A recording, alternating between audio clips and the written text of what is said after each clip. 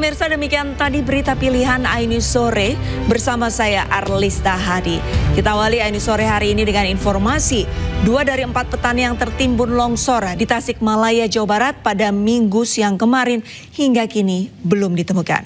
Pada pencarian hari kedua, tim SAR mengerahkan anjing pelacak dan pemetaan lokasi menggunakan drone thermal.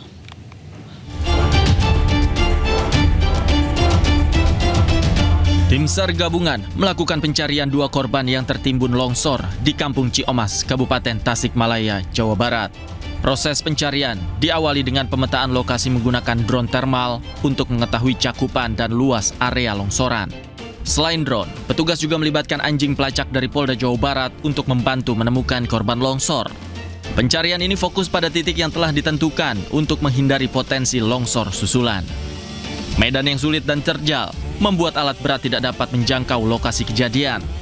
Tim di lapangan hanya mengandalkan peralatan manual seperti cangkul dan linggis untuk menggali material longsor. Operasi SAR hari ini yang pertama, sebelum teman-teman tim SAR gabungan menuju ke lokasi kejadian, kita menerbangkan drone thermal ya, untuk memetakan lokasi longsoran. Tujuannya memetakan itu untuk mengambil gambar dari atas seberapa luas lokasi longsorannya. Setelah itu baru teman-teman dari K9 Polda Jabar untuk melakukan asesmen juga. Ada 2 unit satwa atau 2 ekor satwa yang diterjunkan untuk melakukan asesmen awal. Sebelumnya, 4 petani tertimbun longsor saat sedang beristirahat usai mencangkul di sawah pada Minggu siang. 2 orang berhasil menyelamatkan diri, sementara 2 lainnya hilang ditelan longsor. Hingga kini petugas gabungan masih berupaya mencari 2 korban tersebut. Operasi pencarian ini dilakukan dengan cara manual, lantaran alat berat tidak bisa masuk ke lokasi. Dari Tasikmalaya, Jawa Barat, Asep Juharyono, iNews melaporkan. Usai diotopsi di Rumah Sakit Bali Mandara Denpasar, Bali, jenazah Juliana Marins malam ini akan diterbangkan ke negara asalnya, itu Brazil. Semua persiapan pemulangan telah rampung, peti jenazah dinyatakan memenuhi syarat untuk penerbangan ke Brazil.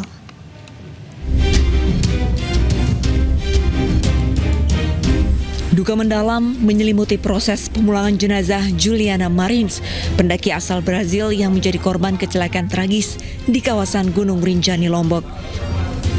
Setelah melalui upaya evakuasi yang penuh tantangan, jenazah Juliana selesai diotopsi di Rumah Sakit Bali Mandara Denpasar, Bali. Jenazah Juliana akan diterbangkan dari Bandara Internasional I Gusti Ngurah Rai Denpasar, Bali malam ini menuju ke kampung halamannya di Brazil. Semua persiapan pemulangan telah rampung. Peti jenazah dinyatakan memenuhi syarat untuk penerbangan ke Brazil. Hari ini sebenarnya kami di Rumah Sakit Bali Mandara menyerahkan jenazah ke antar bangsa ya, start pukul 10 ya, dan jenazah berangkat di pukul 12 ke Mandara. Dari otopsi itu tanggal hari Kamis sampai hari ini. 26. Kalau proses pengurusan kepulangannya ada kendala nggak? Sepertinya lancar Pak ya, tapi itu memang antar bangsa yang ngurus. Jadi kita menyerahkan jenazah ke antar bangsa. Sebelumnya, Juliana Marins tewas terjatuh ke jurang Gunung Rinjani dengan kedalaman 600 meter pada Sabtu 21 Juni lalu. Juliana mengalami luka memar, luka gores, dan patah tulang yang memicu pendarahan hebat. Hasil otopsi menunjukkan Juliana tewas 20 menit setelah terjatuh. Dari Denpasar, Bali, Indira Ari, iNews melaporkan. Menteri Kehutanan dan Basarnas menggelar rapat evaluasi SOP pendakian Gunung Rinjani. Menteri Kehutanan Raja Juli Antoni menegaskan mendaki gunung berbeda dengan main ke mall dan healing.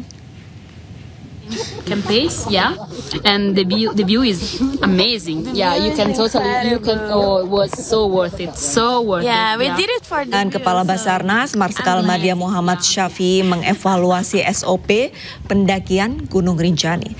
Hal ini dilakukan buntut insiden pendaki asal Brazil yaitu Juliana Marins yang tewas terjatuh dan mendapatkan sorotan internasional. Usulan yang masuk seperti pemasangan papan penanda hingga penggunaan alat pelacak yang bisa dipasang di tubuh pendaki. Raja Juli Antoni juga mengingatkan bahwa naik gunung berbeda dari sekedar wisata ke mall atau healing. Perlu persiapan fisik yang matang dan perlengkapan yang memadai. Dengan tegas ia mengingatkan anak muda jangan ikut tren naik gunung tanpa persiapan yang matang. Yeah, we did it for the view, so I'm glad. Amazing, yeah, amazing. Secara total prosedur pengamanan ya SOP ya secara umum kan kita kita evaluasi ya. Ada yang mengatakan signboard masih perlu disimpan di beberapa tempat, mesti ada posko-posko yang lebih dekat satu sama lain, termasuk ide ada RFID atau tadi istilahnya ELT ya, yang dipasangkan di gelang sehingga secara cepat apabila ada kondisi kedaruratan bisa terantisipasi dengan lebih baik.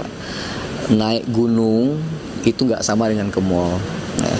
Jadi kapan mau healing kita bisa ke mall gitu ya. Ke gunung agak lain, situasinya spesifik ya. Perlu ada edukasi, persiapan yang lebih baik ya. Oleh karena itu bagian dari evaluasi kita nanti. Mungkin ya kita akan sertifikasi guide ya, akan kita masifkan kembali. Kemudian juga mungkin ada perankingan terhadap kebahayaan ya, ke potensi kedaruratan sebuah